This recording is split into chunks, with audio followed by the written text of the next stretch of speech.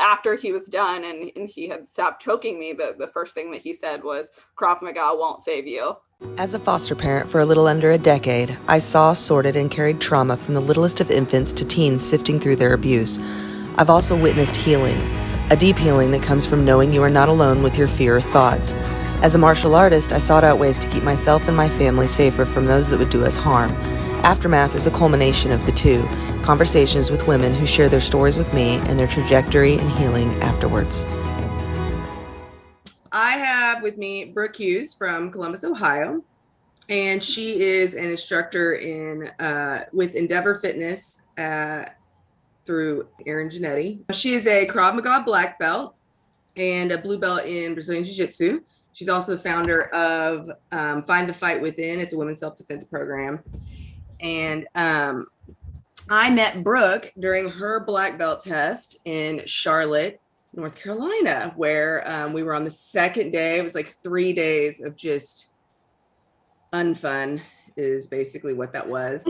And I had broken my thumb, and Brooke and I ended up as partners in the shoot house bedroom with a sirt pistol. And so we got to know each other while I tried to not be such a weenie while rolling around on a bed with a sirt pistol. So that's how we met. It was a lot of fun. That was great. So Brooke has an experience that I asked her to come and share. And so first off, before we get into it, I already did that one. Cool. I got my little note cards here because I'm good. So what is your background in martial arts and how did you get started? Oh gosh. Okay. So I wish it was a cooler story than it really is. I was actually reading this book and yeah, I wish it was a cool story. I was reading this book and this girl was taking Krav Maga, and of course they had to do a quick Google search of what the fuck Krav Maga was. And I just stumbled across this gym that was literally like right behind my apartment complex at the time. And it was a self-defense gym, obviously. And it said right on the thing, like free trial, whatever. And so I just signed up. I was like, well, I live alone. Like I'm a girl living in Columbus. I came from a small town. I was like, okay, I should do this. But I'm such like an anxious person that I literally sat in their parking lot on multiple occasions before actually like walking in the door because I was so nervous about meeting new people. I was like, I don't want to. But anyways, walked in, fell in love with it off the like bat. Like I was super poor. I was like 18 at the time, like couldn't afford this gym membership, but I signed up, like signed a contract. I was like, let's do it. I'll figure it out.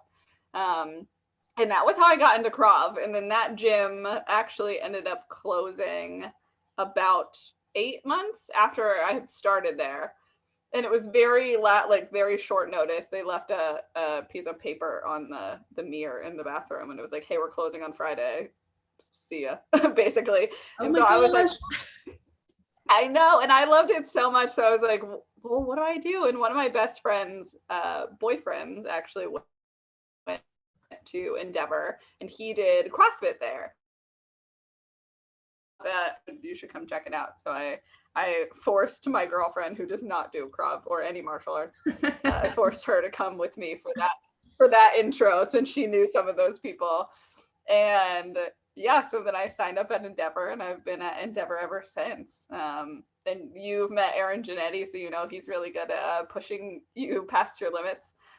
So he's the reason that I've gotten into jiu-jitsu and Muay Thai, and anything else I've trained since then has all been Erin being like, you have to do this. Nice. Okay. So yeah. All right. So why did you start though? What was your reasoning for starting? So long story short, it was more so just because I was living alone, living in Columbus, coming from a small town. I was like, I definitely need to do this. And being just on the paranoid spectrum anyways of anxiety and thinking bad things are going to happen to me, that I was like full circle, like, yes, I need to learn this. So awesome. Okay. That's kind of what did it. That's very cool. Actually, I think it's very interesting the fact that you said that you had sat outside the gym several times before you went in. That's actually the reason that I started Healthy Buffalo in the first place, was like the women because I understood how scary it is, like especially travel, like when I've traveled, you know, a lot to go into these different gyms, it's still intimidating for me to go in. Yeah. Like, even when I waited last weekend, I'm like, I know these people, I've like totally talked trash to all of them, and I'm like, still, I'm gonna go and roll with them, and I'm like, you know, so I love that. Okay, so it's definitely different. it is hard to walk into those places, so it's I remember the first time I'd walked into Fit to Fight when I went to EWO. That's when I met Erin. And I was like going, oh man, I'm gonna be the only girl in here. And it was just like, and I didn't have Ryan either. And I walked in and there was Morgan, and she's like, hey, like super sweet. Oh, it was awesome. Okay, well, we're gonna like dive on into this, but real quick, before we're gonna talk about the story of your assault. Okay. Mm-hmm. And before we get into this, how long had you been doing martial arts when this happened? It was, so I was at my very first gym. So I had only been doing it for about like 4 or 5 months tops. So it was very early on in my journey. In Krav Maga? Yes. Yeah. Okay. All right, cool. Well, then I'm going to let you just take it away with however you want to go with it. Start at the beginning or however. Good. Okay, cool. Stop me if your internet goes out so I I don't tell a long story. Out in the middle of nowhere here. Yeah, that's okay. I will preface this by saying I've told this story to about 20 or less people in my lifetime. So it's still hard to like talk about, especially like the full spectrum of the story, because there's been some of those people that they know it happened, they know what happened, they don't know who it is and all that, which just changes the story a little bit, but it's very important and it's an important part of the story. So I'm just going to throw it all at you. Okay. So it's not a very long story. I lived at the time with my brother. We were roommates. We were very close. We were not close growing up, but we liked each other much better when we were older.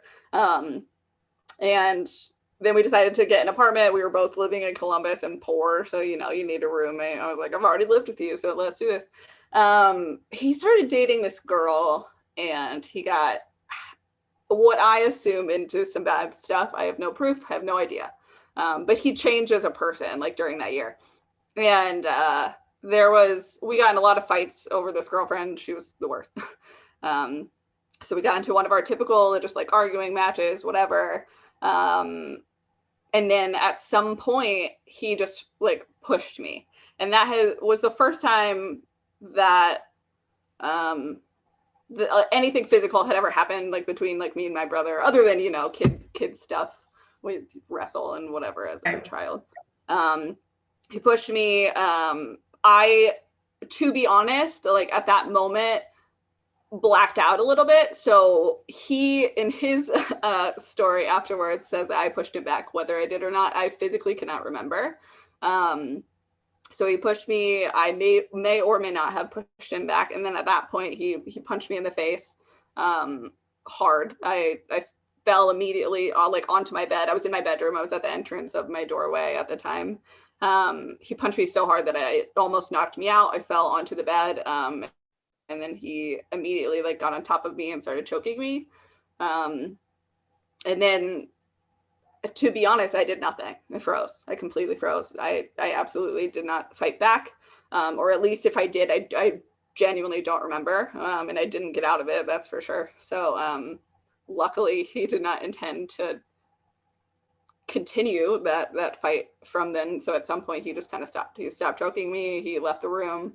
And that essentially was the end of the actual altercation. Well, for the most part, then like some words I remember, and this is an important part of what affected me afterwards.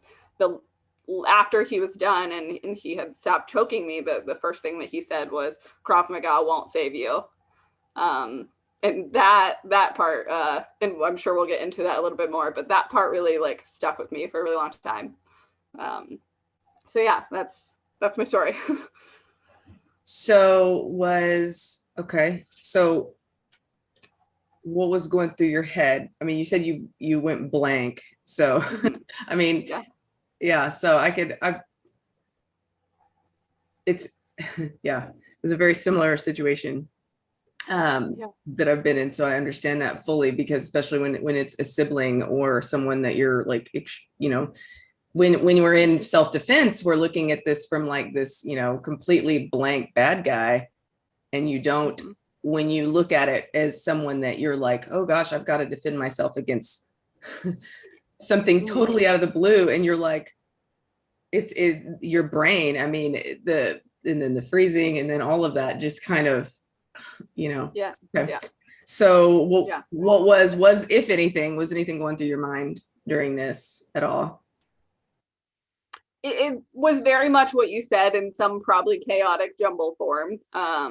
It's like I'd only been training for like 4 months, so my skill level was very low, but still I was like, I know things, and I froze. Like I couldn't think about any way to fight back because it was my brother, you know? Right. So it was very much oh shit, this is happening. Like, what do I do? What do I do? What do I do? And that was all I could think. And then it was over, right?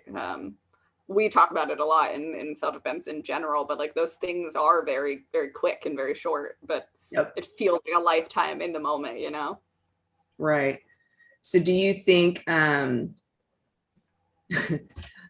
talk about this a lot too, of like, you know, when you're in the moment, your brain's not pulling out like the specific move that you know, I'm in karate, that's my background.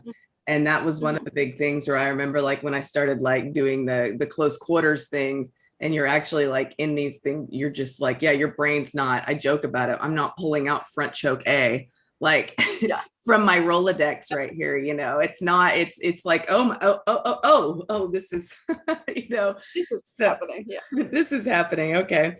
Did things, you said to yourself, did things slow down? Absolutely. Yeah. It's like time goes at a minuscule amount of speed. Okay. Were you surprised that he did it? Was that like, were you just so shocked? Okay. Yeah. Just kind of like, and that's hard to get past too.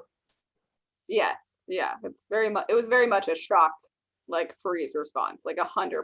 Now knowing the things I know, I did not at the time, but learning about those things, I was like, oh, I've been through all of this and I know exactly what that is. Right.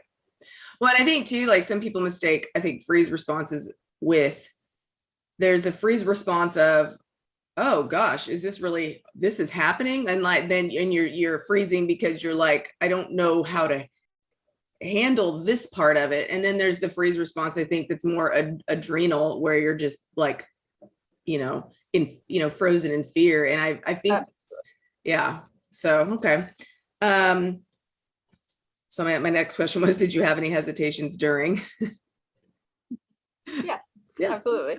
That goes back to a lot of you mentioned it before, and it was very spot on the nose. And I talk about this a lot in my women's self-defense stuff now. Like, it's one thing to train self-defense and give yourself permission to like hurt another person.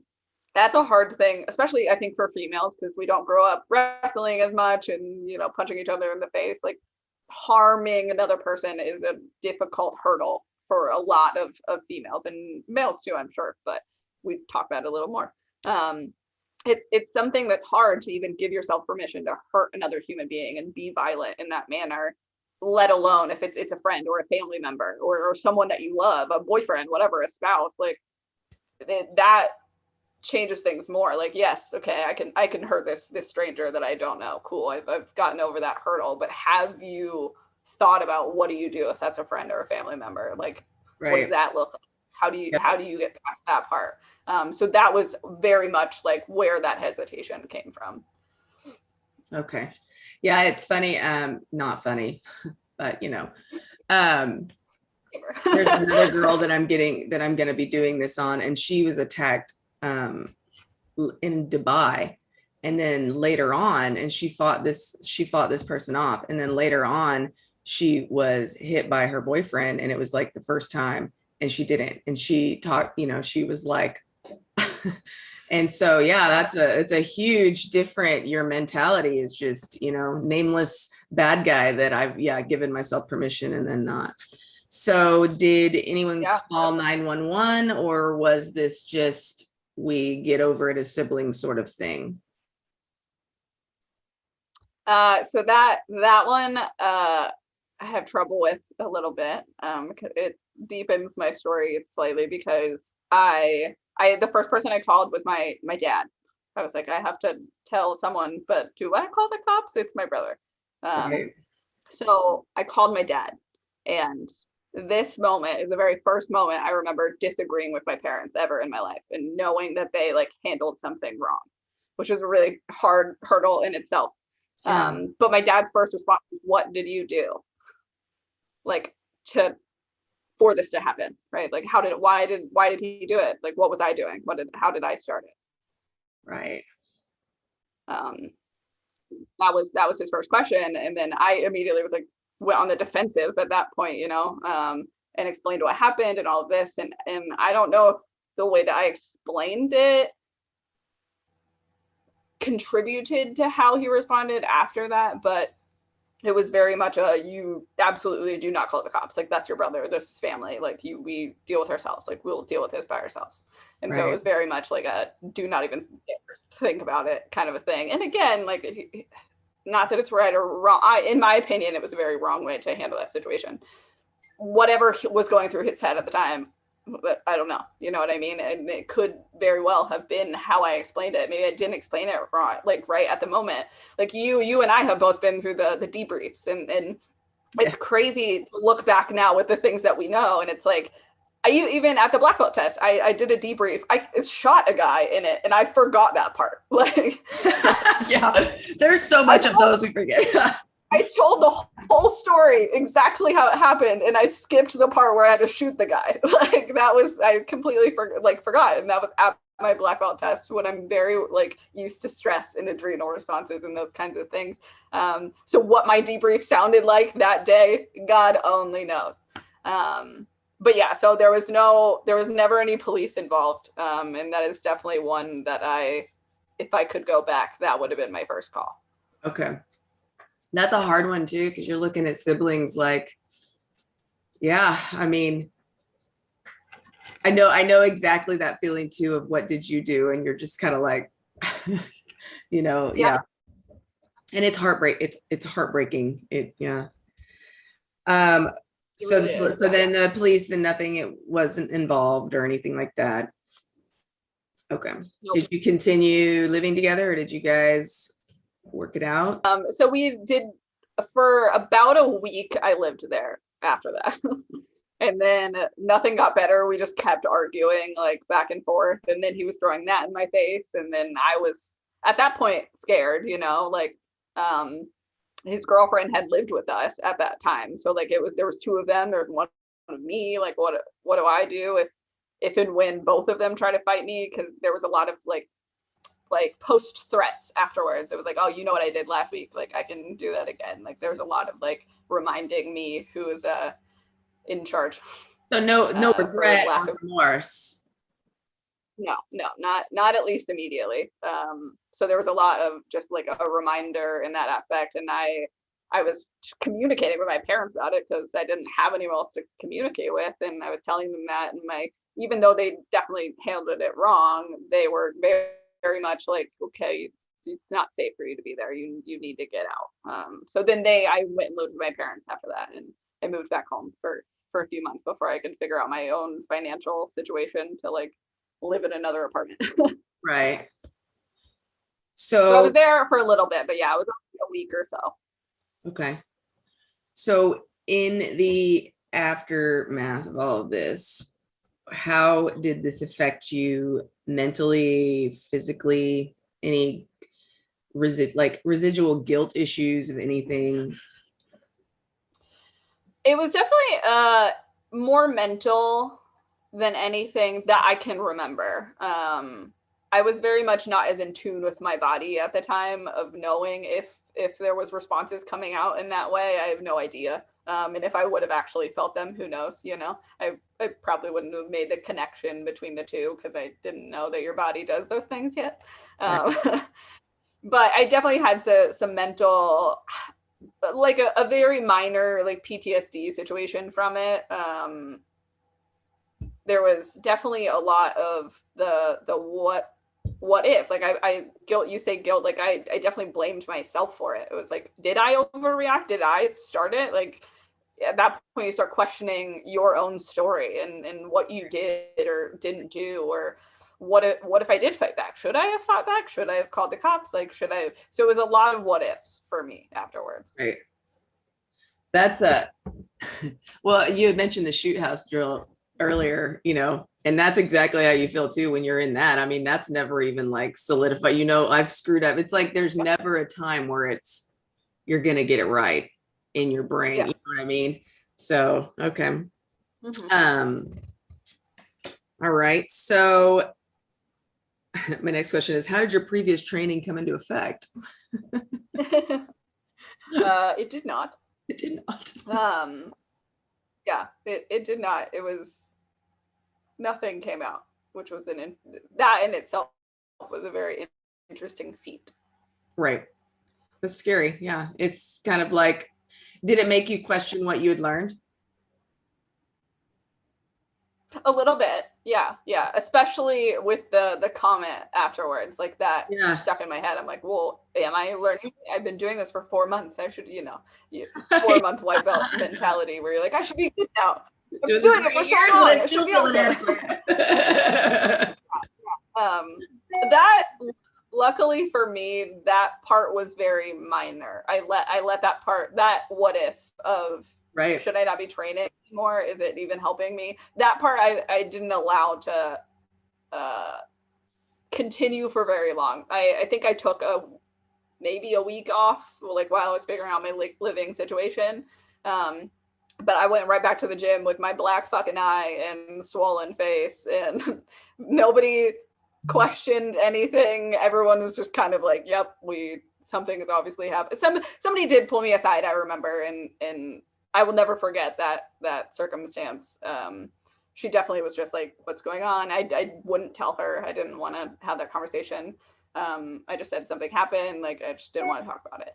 And she was like, I totally understand. We're here. How can we help? Whatever. And I was like, I just need to train. And I remember like they put us through like the hardest class that day, like cardio wise, right? Like they were just like, we're just going to beat the shit out of stuff. And like that, like I could cry thinking about it, because like that was exactly what I needed in the moment. I didn't know that, but it's like I just needed to beat the shit out of some stuff, like sweat a lot and like get it out of my body. I like have goosebumps thinking about it. Like that was exactly what I needed. And I was really happy after that I went back to training. And from that day on, I just like dove in. Like I let that be my inspiration of, I'm going to fucking figure this out, and Krav Maga will save me next time and whatever. So I let it inspire me, which I'm really happy about. That's awesome.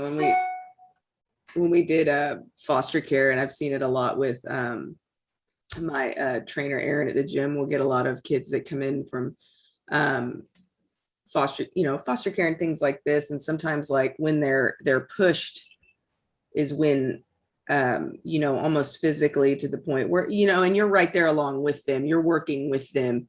And when it's dealing with that kind of thing, it seems like you get to that point and it's like, it's not a breaking point so much, but it's like a start of like, okay, when you're at this point, well, if I can get here, it can, I don't know what I'm trying to say. No, okay. I get it. It's huge. And I've allowed that to shape a lot of like the way I deal with people now, as far as from a coaching perspective, because like you pick up on the cues, you start to see these things, whether they tell you or not that they're being like triggered by something. You pick up on it a little bit, or maybe something has happened just in their life. Maybe they had a shitty day at work. Like it could be something very low key like that. But it's like this place makes people feel better in so many different ways. And just physical fitness in general, not even just martial arts in that aspect. It's like, I remember being like, if people don't always have to talk about it to still be like feeling better from it. Like sometimes like I'd have someone come in and I can tell there's something off, like whatever. And I'm like, let's work out. Let's not talk about it. Like, let's go. Right. Like I'll give them the space to talk if that's what they want to do, obviously. But sometimes it's like, let's just forget about it for a sec and sweat for an hour. And remembering like how much that has helped me do that for other people. Right. Okay. So at that time, in the 4 months that you were in Krav Maga before, did they ever go over the freeze aspect of stuff with you at that time? Not that I can remember. Okay. So if it did, I did not recall. But no, I don't think, in my memory at least, that ever came up. Okay. That one's a crazy one to me because that seems to be one of the main. Well, I know it is statistically there. I was doing research about, I don't know, this is like a year and a half ago, and the Swedish hospital in Stockholm did on all of the rape cases that they had come in for, I think it was like, I don't know how long a period of time, but they had like over 70% of the women said that they froze. And I was like, that's a really high percentage of something that maybe we should focus on first, like, because I can teach you all of this stuff, but if we aren't figuring out this, then there is, we're not going to get anywhere. And then you look at the residual issues of that later, where they start feeling guilty themselves. Well, I didn't fight back. Well, yeah, your body didn't allow you to fight back, like, and it's just, and then you think about that, and then if they have a spouse or a boyfriend, and it's not saying that they would necessarily blame them, but their brain, your brain thinks that way. Well, I just let it happen. And it's like, no, you didn't. And it's horrible. It's just and I feel like a lot of places don't go over that. They go over the fight or flight, and it's like, yeah. So often we focus mainly on the physical aspect and not so much the mentality that needs to follow it up to actually put into action. Right. So we talked about debriefs earlier. I had a very fun one too. That was the first time that I had met Aaron where he wasn't like joking with me. And I was like, I had just got done with my shoot house thing, and I'm trying to justify shooting a window salesman. Or shooting at a window salesman, I think is what it was. And like not smiling at me the whole time. And I was like, it's like, that was the first time, like, because I had only known him as a person that ran drills with me at the Edge Weapons overview. And he was just funny, and serious Aaron was scary. And but the debrief thing was a really wild deal because I went and did that at the shoot house, and I was like, oh, okay. And later on, I ended up having a certain situation that I did it afterwards. It was, and I remember, like, I wrote Aaron after that, and I told him, I was like, because part of it ended up being a police report, but it was I wrote him afterwards because I was like, that helped so much, just writing everything down exactly how I remembered it. Like, and because you're trying to calm down and your body is just, so anyway, I was just curious if you had, done that, or, did you write anything down later or anything similar to that? Or was that just something that came later? So not really, not initially, at least at all. It's funny you say that because that working with Aaron and he recently in the last few years has gotten into that debriefing and in that manner, right? Like we've done a lot of debriefing with active shooter stuff, where it's more verbal afterwards, but writing it down has a different effect. And to your point, like whether it's simulated like us in the shoe house or whether it's a real circumstance, I think writing it down can be really healing, and also like that's when your memory is quote unquote as fresh as it's going to be. I think there's something to it of like if something happens, say this is in real life, and we didn't write it down or we didn't debrief in any manner afterwards, you can forget a bunch of stuff, and then B, like I think that's how, and this is my opinion, I'm not a psychologist, don't know, but I believe that that's how like your trauma stays with you. It stays in your body and it stays in your heart, and I think that's how it embeds itself in you, is because you're not letting it go. writing it down, even if it's just on a piece of paper, right? Or even if it's just verbally, like saying it to someone, like that is a process of healing, is placing it somewhere else, right? And not just keeping it in my body and in my brain, or because how many times have we all, I mean, or we should go to therapy, and then you like start talking about things and you remember things that you didn't even remember happened to you that are horrifying and traumatic. And it's like, I forgot, my body like blacked that part out in my brain to save me. Like that's a safety like response, right? And that's something that can happen in these circumstances where it's like, okay, that's stuck in your body somewhere if you didn't tell someone or write about it or whatever. And so, no, I didn't at the time, but I actually, like 2 years ago, because of going to therapy and stuff like that, I started journaling a lot and all of that. And it was very silly, and I was doing it because I had to at first. And then I got into some of that deep stuff. And even that starts off like you don't want to talk about, you don't want to write about it. But writing about it really did start a lot of that healing, and it brought up a lot of those emotions and conversations I still needed to have, whether it be with my parents or my brother or other people. Writing about it even years later was very healing for me. Right.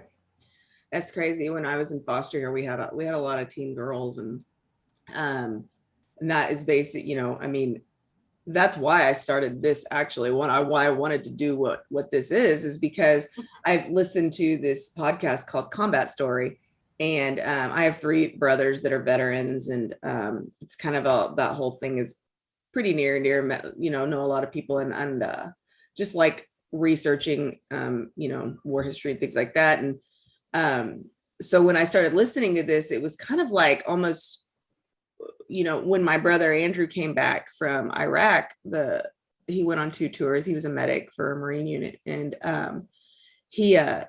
there wasn't, you just didn't talk. You didn't talk, and if you did, it was like around a bonfire late at night. Everybody had had quite a bit of drinks, so nobody would really fully remember what was going on, and it didn't come out for several years. And I watched like Combat Story, and I'm listening to these stories from these guys, and then you'd see the comments underneath all of these. And I was so like people talking about how this helped me. And this got me to start looking. And all of these guys that are on this all have their own, organizations and stuff that they've started to help veterans and things like that. And I was just so impressed because I was like, what if that could be for women with, their these sorts of situations, and saw that. So that was initially why I started it, with foster care and having these girls, I mean, there was, things that it would be a few months and all of a sudden this question or this statement would come out, and I would be like floored by the amount of trauma, and wasn't a stranger to it, either. So it was always like, just always genuinely surprising. So,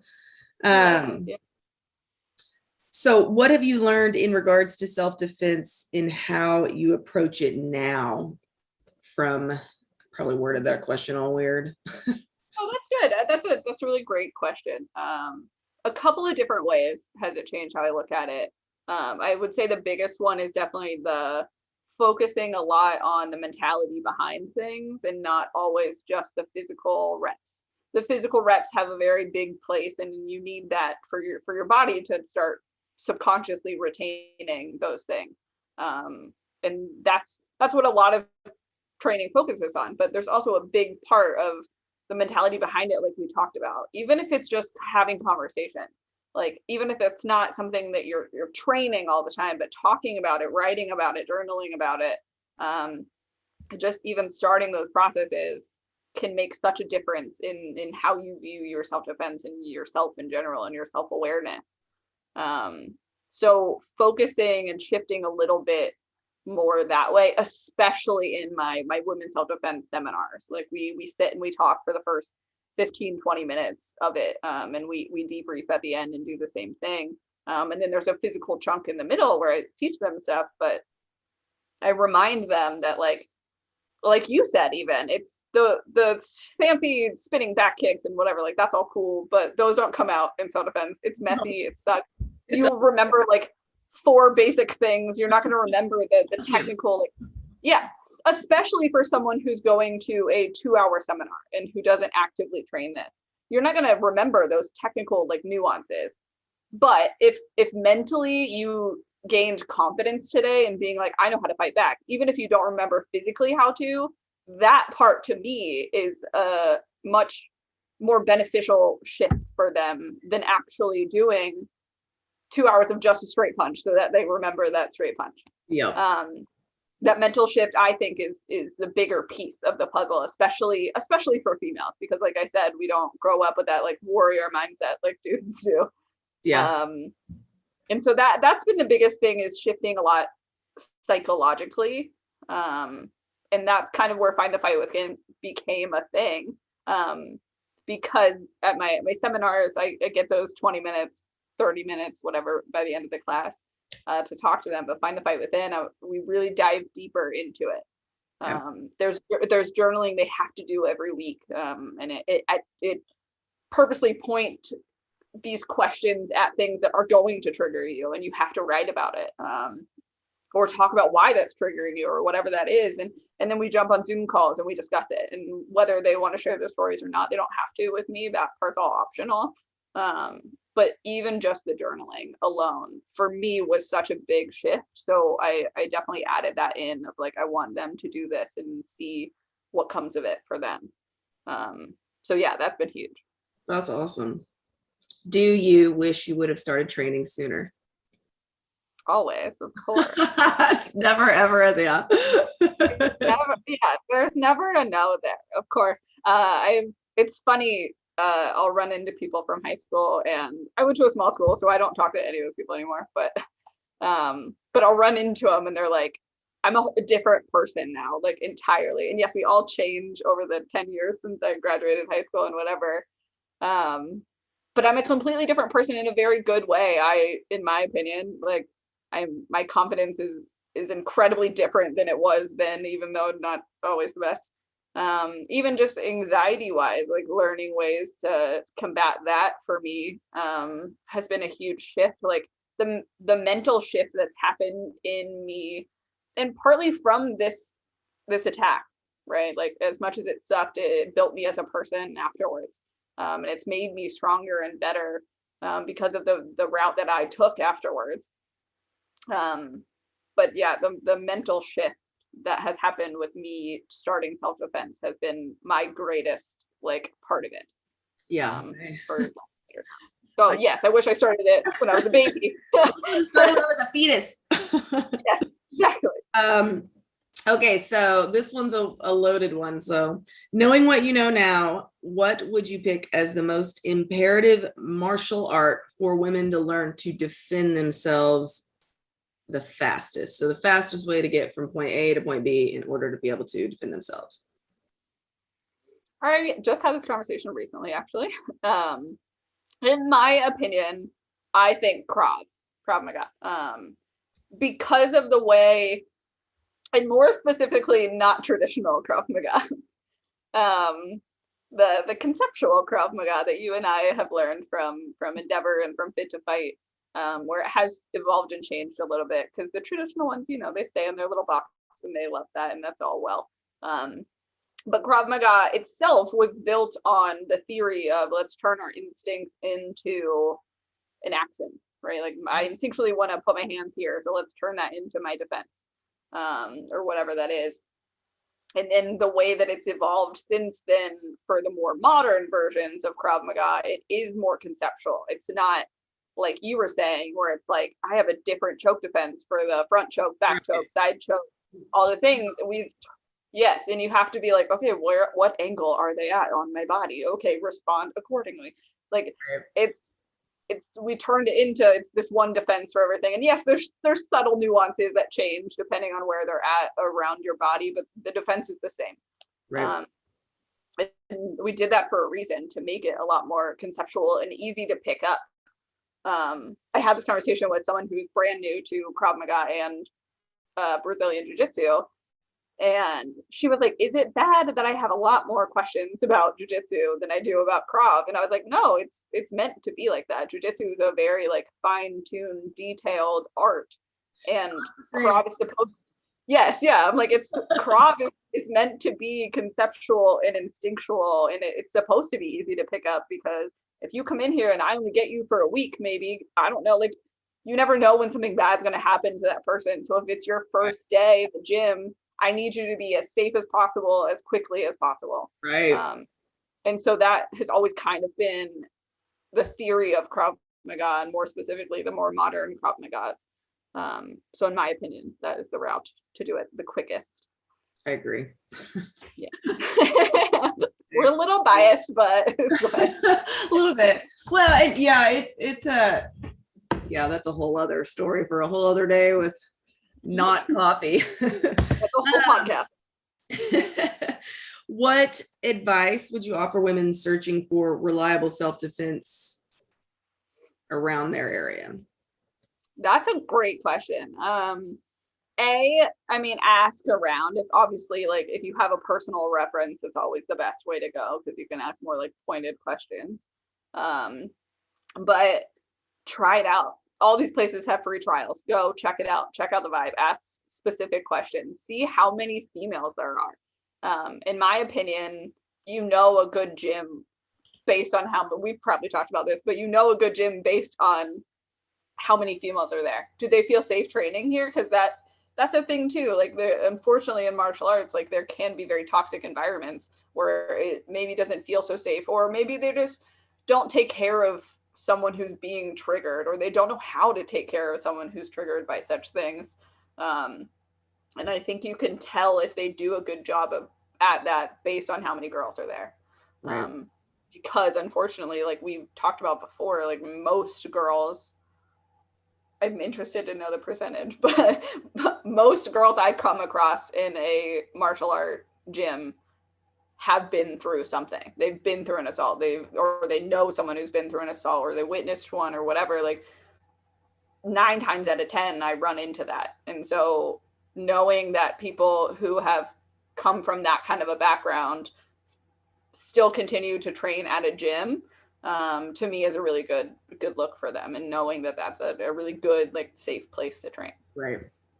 I'm on a jiu-jitsu forum, and that comes up a lot of like women having triggers when they're, especially in that position. I've been in like, I've done what I call like Heinz 57 jiu-jitsu all year because I've been in and out of like so many different places. And, I've been in places where it was just strongly male and you're just getting your chest caved in the whole time, and I could see like, how just really ridiculously triggering. I mean, I was in tears, and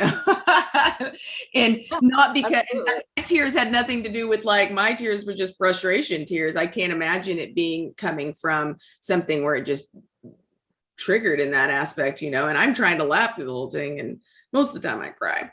So what is a takeaway or something that you've learned from this experience that has changed how you teach? I think we've kind of gone over it, but maybe you got another. Yeah.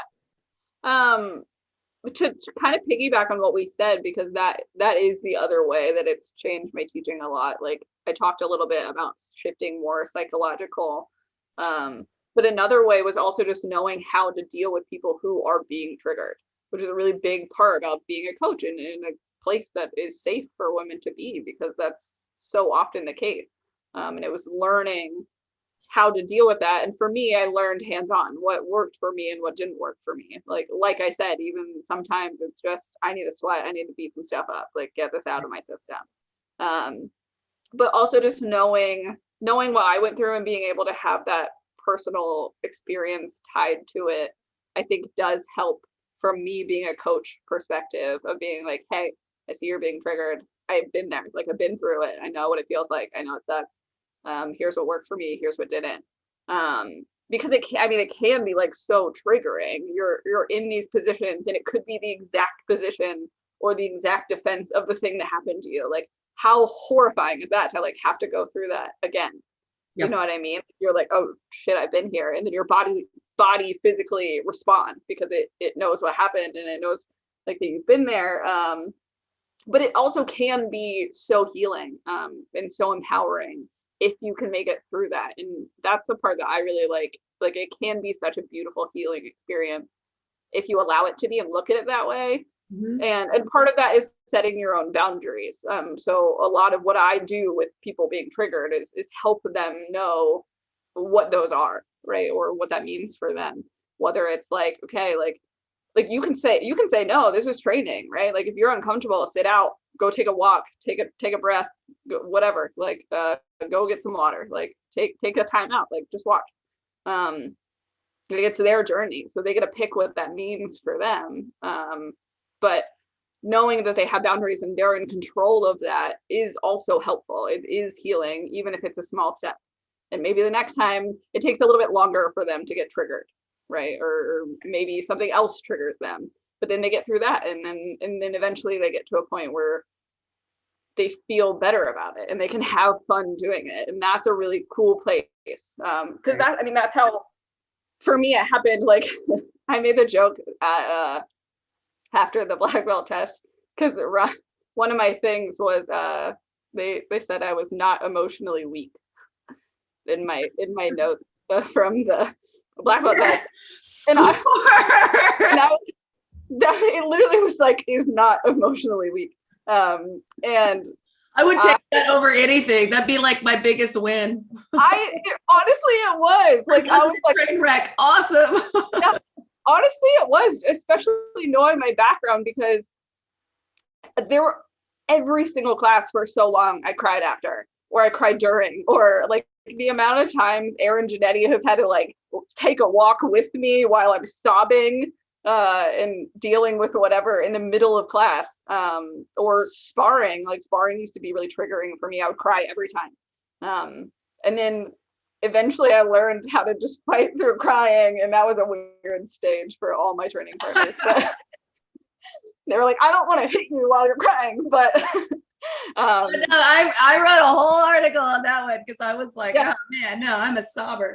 It's definitely, but it's like that is the healing. You have to do it, and you have to give yourself the boundaries that you need to feel safe in it, but you doing it is the healing. And it's nice to like for me, like that was a really big moment of hearing that about myself, because I was like, well, I was definitely the emotional girl years ago, so like this is really awesome. That's awesome. So for someone else to notice it was incredible, honestly. Yeah, that's it's funny that you said that about I met a person that was had unresolved childhood trauma, abuse and things like that, and so she had taken an EWO course a while ago, and she talked to me about how the first evolution where she was being in it triggered a bunch of stuff, and she couldn't and how the reason that she ended up going back was because she was able to stand up afterwards, and she was like, it helped her so much. Like it was really cool, because it was like I didn't have control here, and then I did and now I did overcome it here. And that is really I get goosebumps too, and I hear those, because I'm just like, that's neat about how martial arts like really helps, or just things of that nature. So yeah, exactly. So tell me about Find the Fight Within. How can we find it? I know you're on Instagram and that stuff. So I am on Instagram. I'm worse at posting and need to be better about it. But I do check it often, like if I have notifications and things like that. So the best way to like find all the links, get in contact with me, is through the Find the Fight Within Instagram, and it's literally just at Find the Fight Within. And it has the links to all the classes and programs and stuff. But I talked about it a little bit before. It's definitely, it mixes the psychological aspect with the physical training. So it's all online. I made it during quarantine, so I was trying to make that, compatible to where we were all at in the world. But also it gives me a further reach to like, right. You may not be in Columbus, Ohio, but you can still train with me. Right. So it's all online. All the lessons, like the training lessons, are pre-taped. You get one like conditioning workout every week, as well as one like fight training. The conditioning workout's a little shorter. It's like 20-30 minutes, and the fight lesson is about an hour. But you get to do that at your own pace. So maybe you do the conditioning workout every day. Maybe you do the fight workout once a week. Whatever that is for you, they can kind of cater that and customize that. And then once a week, with the interactive version, we also get on a Zoom call and we talk about their training. We answer any questions that came up, and we go over the journaling, which is the next part of it. So every week you get 5 to 7 journal questions that are related to a topic that we're also going to talk about at the Zoom call. So not only do we go over the training for the week, we go over our journaling prompts, and we also talk about something that week, whatever topic it is. Like the first 2 weeks is all about situational awareness, because yes, it's very important. So they're also getting kind of that like lesson and having those conversations, right? Like we talked about, even just conversating about ideas of self-awareness and situational awareness and things like that is really big. So it encompasses all of that. And there is 2 versions. There's one that doesn't have the Zoom call. So if you're not one of those people and don't want to do that, you can do it entirely by yourself. Yeah, you can do it entirely by yourself. I know. I'm also one of those people, so I definitely made the options. You can do the interactive version, or you can do the digital version that is all on your own. There are 2 options, but yeah, all the links are at the Instagram page. Awesome. And I can vouch too for Brooke. I've like rolled with her and sparred with her and rolled in the bed with her too, fighting over a pistol with we've like even wrestled in a car, I think. So yes, we did. Yeah. We got real close, real fast. You stood me up at gunpoint in my car. I do like broken work. That was my favorite part about meeting you, because that's my least favorite part, is like role playing. And you were so good at it, and it was so funny that I was just like, well, let's just go with this, because she's really great at it. I don't know if I want role playing out there on the internet as one of my attributes. Well, you're really good at being a bad guy role player. I'm like too nice to be the bad guy. Like I never know what to say, but you were so good at it. I was like, oh shit, this is real. Until Brooke smashes you up against the wall and you're like, what happened? Okay, so I got one last question. During that black belt test, I heard that you landed a head kick to Ryan Hoover and that it's on video. I am curious. It is. It's on film. It is on film. Very excited. Film. And is it out there? I would love to see this. Yeah. So I'll send you I can send you the actual clip, but I posted a video right after my black belt test. It's like an IGTV video, and it's like a compilation of the whole weekend. Right. And there's like a 2-second part where you see it happen, and then it goes away. Yes. Hey, you know what? Obviously, your black belt, that would have been like. I know. That was the highlight of my weekend, probably. That was pretty cool. Okay, well, it was funny too, because I don't know if you remember, but he like stopped the class and was like giving a speech about flinching at some point, and then that was when I cried, as the flinching one. Yeah, because he was like, well, we all flinch sometimes. He was like, I mean, Brooke kicked me in the face earlier. Yeah. And then he was like, but I have deleted all footage. And I was like, well, joke's on you. Ashley was standing.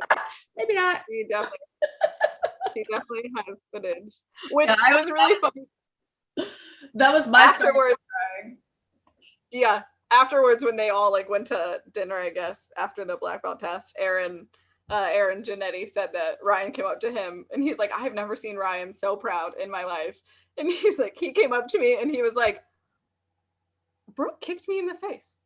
And Aaron was like, yeah, she does that. And then Ryan was like, no, not like in the neck, not even in the side of the head, not in the shoulder. She kicked me in my fucking teeth. And he's like, I've truly never seen Ryan so happy about something before. And I was like, yes. Dude, you're like the poster child for the like awesome Krav Maga black belt test. You know, you like not emotionally weak, kicked Ryan Hoover in the head. I I was very pleased with the results. That's awesome. Yeah. Well, I very much appreciate you doing this. This was awesome. Thank you. I learned a lot just listening too, and that's just check Brooke out on Instagram. It's Find the Fight Within at, for those of you less tech savvy like me, where you're gonna down. Yeah, so thank you. That was really, You're so really welcome. cool. I'm pretty pumped about this whole thing. So I had like such an imposter syndrome for so long. Like after that, like obviously because of like what he said afterwards, like that stuck with me forever. And I was like, oh, I don't know anything. Like this can't help me. Like whatever. Even though I was training and like using that to inspire me and stuff, it was still like it fucks with you and it sticks with you. And then you're like, do I know anything? Like I don't. So I still every once in a while like I'll get that feeling, you know, like that never really went away like entirely. It's like I'll think like, okay, if someone attacks me right now, what do I do? And then I'll be like, oh, I don't know. What would happen? Oh yeah, all the time. Yeah. And then I feel like in my work while I'd be teaching this, like I'm doing a class tonight and I'm listening, you know, and I'm like, oh, do I have enough? What if? No, I just think that people get this idea because I remember joking with Amber Stilinski about this of I was like, at what point do I feel like a badass? Like I thought I'm supposed to be here by now. And, you know, I'm sitting here going, I've got, you know, like I went and got my 2nd degree black belt and, you know, like, it's just, at what point am I going to be Jane Wick? And I just don't think it's going to happen. And that sucks. It was even like, at like Unlisted, that my scenario was like very much, without them ever saying it or acting it out super well. It was essentially like, what happens if someone comes in and tries to rape you? Like that was my scenario. All Aaron told me, he was like, you're home alone, Mike's not there, your gun's in the nightstand, which is where ours is, and he had it like staged how ours would be. And Big Nick, like not super Big Nick, but the other Big Nick, the one with blonde haired Nick, who's, I don't even know, like 300 pounds. It's huge. The guy is huge. And a black belt and like, you know, good at stuff. I'm pretty sure he was the one that got me in the hallway too. Yeah, I hear you. And so I was like sleeping in bed and I was pretending really well. I had my eyes closed and everything. And then he like came in and just like got on top of me, just kind of laid on me. And like Aaron, he told me later on, he was like, I told him for like the first minute to make you work. And he just like laid on me essentially. And like jiu-jitsu, like none of it was fucking pretty. Like you said, like it was like the ugliest. Like, first of all, you can't do like perfect hip bump escapes on a mattress. Yeah, it changes everything, which I've been I shifted our training to a lot of like crash pad stuff for that reason, because I was like, we need to do this on mattresses because we don't have a shoe house like Ryan does, right? Because it does change things. Like it's like you have to get leverage in very different ways, and it was the ugliest. Like I just essentially threw a tantrum and just beat and kicked everything I could until he like finally got off of me, and it was the ugliest fight ever. That's a really valid point. I might actually, if you don't mind, edit that and put that part in that you just said about the stuff. Yeah. No, you totally. That is crazy. Yeah, I've changed a lot of our, especially like just the ground stuff. It's like, okay, we're learning mount escapes, we're learning side control escapes, whatever. Like this is already a very basic thing. Let's do that here, where it's a different, I don't know, like vantage point, right? Because it is so fucking hard. Even in the women's self-defense stuff we did, I make everyone do all their stuff on crash pads now. We have one that's about the size of a mattress, so like that's the one that we use, because it changes it. It's so hard. Like I remember in that moment like thinking like, oh shit, this isn't working. Like I tried to do a jiu-jitsu thing and I was like, that didn't work. Right. Like, that's nuts. Yeah, and I just resorted back to like just hit and kick the fuck out of this person until they get off of you. And he is big. He's the one that had me like, I joke about like, I don't know how many times he bounced me off the walls. Like I was like a ping pong down that hallway when he had a shock knife. He was selling me windows. And I apparently like I made the mistake. I shot it. I thought I shot him. And I only hit him in the shoulder, or I don't even think I hit him at all. I'm not really sure. I don't remember. I shot the intruder in my house, but when he came at me, I didn't check to make sure he was dead, and you know, or anything like that. So he came at me and got me from behind, and like It was, and I was funny because like it was the shock knife, but it was like the shock knife in scenario. I felt nothing. It's just like sim rounds. I felt nothing. That was straight adrenal stress shit. Yeah. I was like, oh, well, you know, and I always joke about that because I'm like, after Ryan Hoover like stuck me with that knife, I was like, I would totally rather not. I'd rather get hit with sim rounds than with that knife. That thing was horrible. So anyway. That thing sucked. I know. Well, that's what. So like the end of my scenario. So he, I don't know, was unconscious on the bed. So then I went to leave the room, forgot my gun, had to come back, get the gun. It's your brain. I literally like went to exit and then I went, oh shit. And I turned around and like got my gun and then I like came back, cleared the house because I didn't know if anything else was happening. So I like cleared the living room on the way out. And then like he like stumbled up behind me and whatever. And like I did zero verbal de-escalation at all. At that point, I just shot the motherfucker. I was like, no, I'm not fighting you standing up. I can't. No, sorry, that's not gonna happen. Yeah, I wrote that. I was like, I did. Yeah, I was like, I fought you for a minute in there. I'm not doing this shit standing. And I was like, I'm sorry. I wrote in one of my articles that there was like, you know, they tell you there's a tourniquet right here. And then I shot that one guy in the house and I was like, so just so you know, I have pressure tested the fact that if you're a bad guy and I've shot you in my house, I ain't saving your ass. So I was like, I thought about it. I was like, should I go back and get the tourniquet? And I'm like, no. All right. Proud of you for doing this. It'd be awesome. Very much. I'm proud of you for talking to me. That's hard. I do know that one. Like I was teared up when you were talking. I was like, ooh. So yeah, that.